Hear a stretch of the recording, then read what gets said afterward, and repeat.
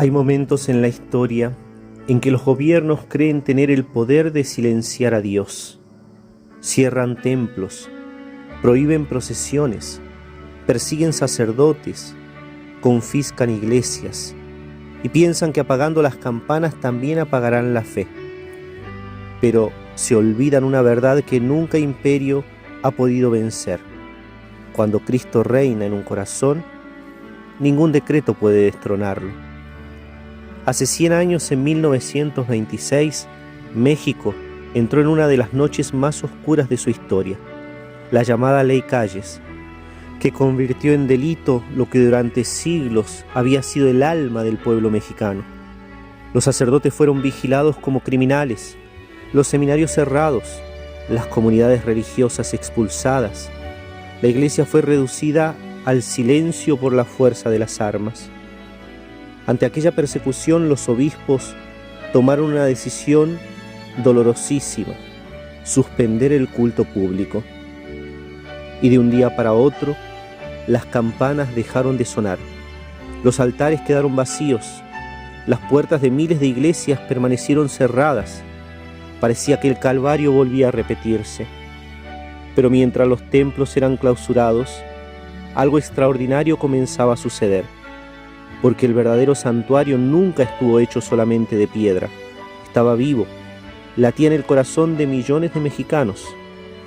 Durante décadas el Sagrado Corazón de Jesús había sido entronizado en los hogares, venerado en las parroquias y amado por familias enteras que habían aprendido a repetir con certeza inmensa: Cristo debe reinar, no solo en el cielo, no solo en la conciencia, también en las leyes, en las naciones y en la historia. Y cuando quisieron expulsarlo de México, el pueblo respondió, no con odio, no movido por ambiciones políticas, sino con la decisión serena de quien sabe que hay verdades por las que vale la pena morir. Así nació la cristiada, campesinos que dejaron el arado, padres que besaron por última vez a sus hijos, madres que entregaron a Dios lo más querido que tenían, sacerdotes que celebraban la Santa Misa escondidos en cuevas, en graneros, en medio de la noche, sabiendo que cada Eucaristía podía ser la última, que podía costarles la vida. Y jóvenes, muchos jóvenes que cambiaron la comodidad por la cruz. Entonces comenzó a escucharse un grito que atravesó montañas, desiertos y pueblos enteros. Un grito que no era un simple lema, era una profesión de fe, era una coronación, era un desafío lanzado al poder de este mundo: ¡Viva Cristo Rey! Cada vez que aquellas palabras resonaban, el corazón de Jesús parecía responder desde la cruz: yo he vencido al mundo. Muchos combatientes llevaban cosida sobre el pecho una pequeña imagen del Sagrado Corazón. No era un amuleto, era un pacto. Sabían que la bala podía atravesar aquella imagen, pero también sabían que nadie podría arrancar de sus almas el reinado de Cristo. Entre aquellos héroes brilló un muchacho de apenas 14 años, San José Sánchez del Río. Le ofrecieron la libertad a cambio de renegar de Cristo. Le prometieron la vida si negaba a su rey. Pero un corazón conquistado por Jesús ya no negociaba con el miedo. Mientras era conducido al martirio, con los pies destrozados, siguió proclamando una y otra vez: ¡Viva Cristo Rey! Porque él entendía que el cielo nunca había sido tan fácil de conquistar. Y cuando las balas silenciaron su voz, su testimonio comenzó a hablar al mundo entero. Como él, centenares de sacerdotes, religiosos y laicos regaron con su sangre la tierra mexicana. No murieron por una ideología, murieron porque habían descubierto que el corazón de Jesús vale más que la propia vida.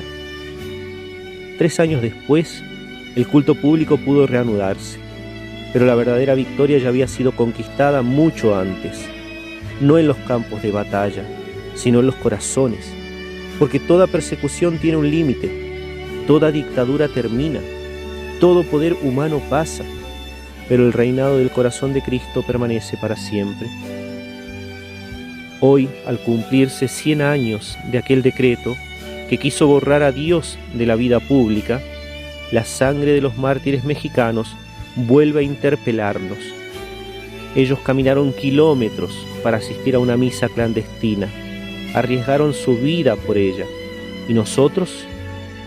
Ellos escondían un rosario como si fuera un tesoro y lo rezaban una y otra vez. ¿Y nosotros? Ellos besaban el corazón de Jesús antes de ofrecer su vida. Lo habían hecho realmente el Rey de su existencia. ¿Y nosotros? Quizá el enemigo ya no cierre iglesias, tal vez no prohíba el culto con leyes, pero sigue intentando algo mucho más silencioso: que Cristo deje de reinar en los corazones. Es una obra diabólica. Por eso, el mejor homenaje que podemos ofrecer a los cristeros no es simplemente recordar su historia, es hacer nuestra su misma decisión, entronizar nuevamente el Sagrado Corazón de Jesús en nuestras familias, defender nuestra fe con valentía y repetir, no como una consigna del pasado, sino como un acto de amor presente, el grito que ninguna persecución pudo apagar y que ningún siglo podrá hacer desaparecer: ¡Viva Cristo Rey!